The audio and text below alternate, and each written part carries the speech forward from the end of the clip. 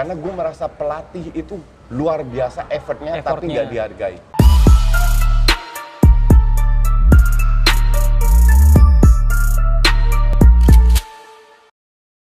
Oke, balik lagi sama gue Imam Hoirul Roziki di channel Top Score TV. Kali ini gue nggak sendirian, sama Coach Justin yang sangat apa ya? Gue pribadi tahu Coach Justin udah lama karena beliau sering banget tampil di layar kaca ya Coach ya. Belakangan ini ya. Cari hidupnya dari situ. Cari gimana? hidup. Tapi sekitar tahun 2000 berapa Coach sempat menukangi timnas futsal juga ya Coach ya? 2005, 2009. Oke. Sebenarnya mulai dari akhir 2004. Oke. 2006 sempat diberhentiin. Kenapa tuh diberhentiin? Ya nggak tahu, pokoknya diganti aja. Oh diganti aja. Terus cuman satu event doang diganti, Oke. terus dipanggil lagi sampai 2009. Terus digeser sama Nurdin Halid. Terus Johar naik, diminta Johar lagi. Oke. Sebenarnya Pak Tony anggota Exco Futsal minta gue jadi pelatih lagi. Sekarang? Waktu 2009. 2009. 2011. 2011. Tapi gue nggak mau karena gue bilang kalau gue jadi pelatih lagi, kapan ada regenerasi? Jadi gue jadi dirtek semua timnas futsal. Oke. Gue yang nunjuk pelatihnya, ikutin filosofi gue. Oke. Dan saat itu juara ya? Enggak juga. Enggak juga. Enggak. Terus tapi at least gue bisa membimbing pelatih muda. Oke. Siapa aja dulu Coach? Andre Irawan. Oke. Terus yang lain-lain sekarang masih pemain semua itu. Denny Andoyo, saya cuma masih main. Deham ya? Oke, Ya, oke. Si Isa, Israkul Isa, Enda Nasir. Oke. BW kalau nggak salah sempet juga lupa gue. Oke. Sampai 2013 si Games Myanmar terus gue berhenti total. Kenapa tuh Coach memutuskan untuk Ya berhenti? gue malas saya, gue lagi enak aja. Enak? Enak. Enak sama siapanya? Sama Ya sama Dol federasinya Futsal, atau? sama federasi, sama orang-orangnya yang merasa banyak yang sok tahu, sok pinter. Dan terlalu banyak politik di dalam, I don't need that gitu. Untuk gue sih, dari futsal gue nggak kaya juga, nggak makan juga. dari futsal nggak kaya juga ya? Sama sekali tidak, nggak ada duitnya bahkan. Gitu ya Coach ya? Kecil banget, nggak ada di kontrak, kita cuma dibayar. Sekarang jauh lebih enak, kita jual per event. Jadi kalau kita ikut turnamen baru dibayar Iya, saat itu? ada persiapan baru dibayar, tapi antar eventnya kan kita tetap Kosong ya? tetap aktif juga. Iya, bener. Oh, nggak pernah iya. dibayar. Nggak dibayar tapi tetap aktif? Iya, Oh gitu. gitulah futsal zaman dulu. Zaman sekarang tapi udah nggak kayak gitu? Sekarang udah dikontrak kan, Oh, Nick iya. Hermans, terus si Jepang ini Oke, Kensuke. full kontrak. Nah, gue tuh pengen banget ketemu sama Coach Justin karena selain dia favoritnya minum Coca-Cola, dia bisa menjelaskan filosofinya sama lu. Nggak perlu bikin iklan. Nggak, iya. Sekalian dia mau iklan. Gue mau nanya Coach, jadi Gue bayar bukan dibayar. gue mau nanya sama lu Coach. Sebenarnya kalau menurut pandangan lu Coach, apa sih yang terjadi sama futsal di Indonesia nih? Karena ya bahkan ketika kita menjadi tuan rumah pun prestasi peringkat 3 aja udah seneng banget, padahal itu levelnya masih AFF saat itu. Apa sih? Iya, sebenarnya gue juga miris ya. Kita lihat di bawah Vic Hermans 2 kali nggak lolos 4 besar AFF. AFF loh itu padahal ya. AFF 4 besar, ya bukan gue sombong, dulu zaman kita AFF main satu kaki tutup mata lolos 4 besar. Tapi sekarang pun 2 kali bisa nggak lolos. Untuk gue sih miris sekali. Karena futsal sekarang kan jauh lebih maju. Kita lihat sebuah timnas yang hebat itu lahir dari kompetisi yang hebat. Karena pemainnya dari situ, oke? Kompetisi hebat itu hanya lahir dari organisasi yang hebat, tactical yang hebat, sama pembinaan yang hebat, oke? Organisasi is good kalau gue bilang. Organisasi sekarang? Iya. Kenapa? Ntar gue jelasin. Pembinaan nyaris tidak ada, oke? Pembinaan nyaris tidak ada? Iya. Dan sekarang dari 3 faktor ini kan nggak ada U21, baru sekarang atau dari tahun lalu sudah dibikin U21. Ada sekarang But that's not U20. Ya U20 is not enough kalau gue bilang. Karena bisa U18, U16 dan lain-lain. Oke. Itu praktis nggak ada. Oke. Jadi tinggal 2 faktor. Oke. Organisasi sudah benar, tapi dulu zaman gue kita main putaran. 1 putaran 45 pertandingan, Oke. 2 putaran 45 pertandingan, 3 putaran, dan 1 musim itu hanya 45 putaran. Lahirlah juara. Oke. Sekarang tiap 2 minggu itu mereka main. Sangat konsisten, which is good. Iya, Iya kan? harusnya itu bagus ya. Itu bagus banget. Bagus Jadi banget. pelatih ada waktu 2 minggu untuk persiapan, Prepare, oke. untuk pemain yang cedera, persiapan dan lain-lain. Betul. Tiap 2 minggu main. Cuman ini terlalu pendek. Kompetisinya? Kompetisinya terlalu pendek. Kompetisi itu yang ideal itu harusnya 8 bulan. 8 bulan ya? Gue punya hubungan dekat dengan FFI, dengan Pak Sekjen, Pak Edi, sering komunikasi lah, tukar pikiran. Kita saling respect, walaupun gue sekarang rakyat jelata yang hanya menonton dan mengkritik. Dia bilang, dan untuk gue make sense, sekarang kalau gue bikin 8 bulan, dia bilang, siapa yang mau bayar? Betul. Mereka nggak sanggup. Ya, make sense juga. Untuk gue itu masuk akal, jadi mau nggak mau pendek. Jadi industrinya juga belum hidup-hidup banget? Belum hidup sama sekali. Sama sekali. Bukan hidup banget. You name satu perusahaan, satu klub yang hidup dari sponsor. Nggak ada. Hidup dari perusahaan ya? No, tidak ada. Iya, Hidup nggak dari perusahaan hanya BUMN, Pelindo. Pelindo 2, Pelindo 4. Iya. That's it. Iya. Dulu ada PLN, Pertamina, gone juga. Iya. Sekarang murni dari Antam juga dulu pernah ada ya? Antam pernah ada. Sekarang murni dari sekarang kan duit pribadi semua. Bos-bos besar gitu ya? Bos-bos besar. Kalau mereka nggak niat, udah selesai itu barang. Terus jadi dengan kata lain, kalau industrinya itu masih kayak begini, timnasnya juga akan selalu kayak gini kali, Coach? Atau gimana? Enggak, karena timnas ini kan lahir dari kompetisi yang untuk gue not bad lah, ya kan? Nah sekarang tinggal pertanyaannya kan, masalah di faktor kedua tadi, faktor strategi, tactical. Oke. Itu yang jadi masalah. Kalau Oke. kalau gue bilang, kita ambil contoh Vic Hermans. Vic Hermans itu 5 level di atas gue. Apanya nih? Dari segala segi. Umur? Dari umur, Umur. pengalaman, ilmu, dari all. Dia itu 5 level di atas gue. Oke. Asistennya dia itu dulu dosen gue di KMVB, Marius Prive.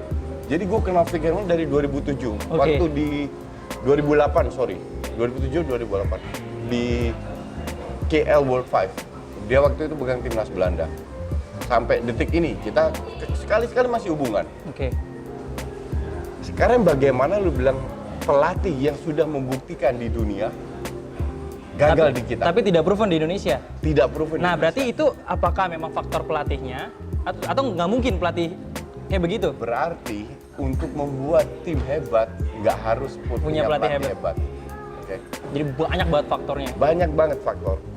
Pemain kita is not bad. Justru gue bilang pemain kita sekarang lebih dimanja daripada zaman dulu gue. Oke, lebih dimanja. Lebih dimanja. Dari urusan apa nih? Gaji-gaji sudah naik. Oh iya, udah gede sekarang gajinya. Media exposure dapat Iya. sponsor kiri kanan. Iya. That's Dikit-dikit okay. endorse ya kan? Nggak masalah. Oke. Asal lu perform. Sekarang yang di lapangan yang membuat kita tidak lolos, emang Vic Hermans bisa cetak gol? Kan enggak? Iya, oke. Kan pemain. Pemain. Bahwa strategi dia usang, gue bisa terima. Oke. Untuk gue pun juga usang. Oke. Oh, strategi lu kalau misalkan lu megang timnas juga usang strategi. Beda. Lu? Beda. Dia. Strategi dia. Oh, strategi usang. dia. Iya. Oke. Strategi gue beda. Oh, beda. Kenapa gue bisa bilang beda? Ini adalah fakta bahwa kalau lu main lawan tim yang lebih tinggi, lebih bagus, Vietnam, Thailand, lu harus adaptasi secara strategis, lu harus adaptasi. Oke. Lu kalau lawan Brunei, Timor Leste, Iya. whatever lu tetap akan menang. Oke. Setuju? Setuju. Oke. Sekarang kenapa kita kalah lawan Myanmar 3 kali? Zaman gue nggak pernah kita kalah lawan Myanmar. Nating banget tuh Myanmar zaman lu Malaysia, ya? terakhir gue kalah lawan Malaysia itu 2007. Sampai gue resign, tidak pernah kalah. Di bawah Andri Irawan, anak gue nggak pernah kalah juga. Kenapa sekarang bisa 3 kali juga kalah beruntun? Ya karena gue bilang, gue bisa berani memberi kritikan karena gue nonton. Kita itu tidak bermain sesuai dengan kapasitas kita. Oke. Tidak sesuai kapasitas kita. Artinya pemain kita yang nggak bisa ngikutin taktik atau taktik kita yang nggak mumpuni untuk memanfaatkan pemain, Coach. Taktik kita tidak diadaptasi dengan Dengan baik. kapasitas pemain. Oke. Bukan Jadi nggak dengan sesuai. tidak sesuai dengan keunggulan pemain. Oke, misalkan taktiknya begini tapi tidak diimplementasikan sama pemain. Contoh, lu main pakai pivot. Pakai pivot. Pivot kan kalau di level Asia harus kuat pegang Iya, bola. Pegang bola. Kita nggak punya pemain kayak gitu. Oke. Oke. Sekarang Vietnam sama Thailand itu sudah pernah ikutin Piala Dunia lah. Iya. Masuk kita lolos dari grup aja nggak pernah di Piala, ya kan? Iya. Dan itu kan something wrong, Oke. bener nggak? Gue pun dulu bikin banyak kesalahan, tapi sekali lagi dulu sikonya kan sangat miris. Beda dengan Sikon Sekarang kan nggak, masuk TV semua, semua udah menuju Udah enak, oke lah. semuanya udah Ya, enak. maka dari itu gue bilang organisasinya sudah sebenarnya not bad. Cuman ya, dan ini Pak Edi juga setuju bahwa sebenarnya friendly match itu butuh juga. Oke. Dan itu belum ada, belum Oke. diberikan. Oke. Tapi gue bilang jangan sampai karena lu nggak diberikan friendly match terus lu nggak perform. Iya, iya. Zaman gue pun nggak ada friendly match. Oke. Ngerti nggak? Oke. Kita boro-boro ke luar negeri, kita ke Bandung aja nggak ada duit. Oke. Ngerti nggak? Oke. Jadi gue dapat, sorry coach, kepotong. Jadi gue dapat poinnya bahwa zaman dulu nggak enak, tapi Nggak enak, perform. tapi perform. Zaman sekarang enak, tapi nggak perform. Tapi nggak perform. Ya, Which is itu federasinya lebih baik pada dibanding zaman dulu. jauh. Jauh lebih baik. Duitnya jauh lebih Oke. banyak. Tapi gue mau tanya, apa pemain-pemain zaman sekarang lebih jelek dibanding pemain-pemain zaman dulu, coach? Menurut lo gimana? Soalnya nih, gue denger bahwa pelatih timnas kita sekarang yang bilang bahwa pemain kita sekarang itu kelebihannya ada di speed. Dari dulu itu. Dari dulu ya? Iya. Kalau dibilang pinter atau enggak, gue nggak tahu ya. Cuman yang jelas kesalahan taktikal yang dimainkan di timnas Oke. itu lahirnya pun juga di liga. Oke. Di liga pun mainnya salah taktikal. Oke. Taktik yang gimana sih coach? Harusnya coach? Atau Gini. taktik sederhana yang Gini. bisa gue ngerti? Coach? Mereka itu terlalu banyak nonton Brasil sama Spanyol. Oke. Mainnya kayak gitu. Pemain-pemain luarnya yang didatangkan main kayak begitu. Iya, Artinya iya, apa? iya. Main dari sayap very slow, ngandelin skill. Skill. Flank ya. Pelan-pelan, nggak ada sirkulasi bola cepat. Ngerti nggak? Nah, taktikal ini dimainkan juga di timnas. Main very slow, ngikutin Spanyol dan Brasil. Tapi kapasitas kita apakah seperti itu? Kembali lagi yang lu bilang, kita punya speed. Pernah nggak, bagaimana kita memanfaatkan speed itu? Kalau lu bicara speed, kita bicara 10-15 meter. Kalau lu mau menangkan 10-15 meter itu, artinya lu harus create ruang. Bagaimana cara meng-create ruang? Lu harus bermain lebih Sirkulasi rapat bola ya? lagi. Oke, mainnya lebih rapat. Pada saat lu main rapat, lawan kan ikut. Lawan ikut, lu create ruang. Yang terjadi sekarang, jarak antar pemain terlalu jauh semua. Karena nggak ngandelin skill individu, terutama dari sayap. Oke. Itu aduh, di situ lu bisa menang lawan tim menengah ke bawah, lawan tim menengah ke atas yang juga mengandalkan strategi yang sama, lu akan kalah. Oke. Berarti dengan kata lain, kita belum dapat coach yang pas aja nih, bener nggak? Artinya dia yang ngerti sama kualitas pemain kita. Kalau ngerti, mereka semua juga ngerti. Kan Nggak, maksud gua, Vick Herman saja udah 4-5 level di atas gue. Enggak, maksud gua ngerti kan ya ngerti nggak secara definitif gitu loh coach. Maksudnya pemain ini nih cocoknya di sini, terus kulturnya begini segala macam. Apa karena itu atau Enggak. karena gimana? Banyak faktor. Untuk jadi pelatih top, oke? Itu lu harus kerja 24 jam per hari, 7 hari seminggu. Nggak bisa lu hanya keras, lu hanya apa, nggak bisa. Lu kerjasama dengan 18 individu karakter yang berbeda. Itu nggak ada textbooknya, Iya. nggak bisa lu pelajarin di akademi manapun. Di KNVB, gue lulusan KNVB, Oke. tidak ada. Di AFC pun tidak. Jadi there is more. Nah, inilah salah satu alasan kenapa gue berhenti ngelatih. Karena gue merasa pelatih itu luar biasa effortnya, tapi nggak dihargai. Oh, gitu. Gaji pelatih sama dengan gue 2 kali siaran di TV. Asik. Mending gue 2 kali siaran 20 Cuman akhir pekan lagi? 8 hari libur, ya kan? Asik. Daripada 28 hari kerja, cuma Masuk 2 TV lagi ya? Masuk TV pula. Instagram banyak lagi followers. Banyak fans pula.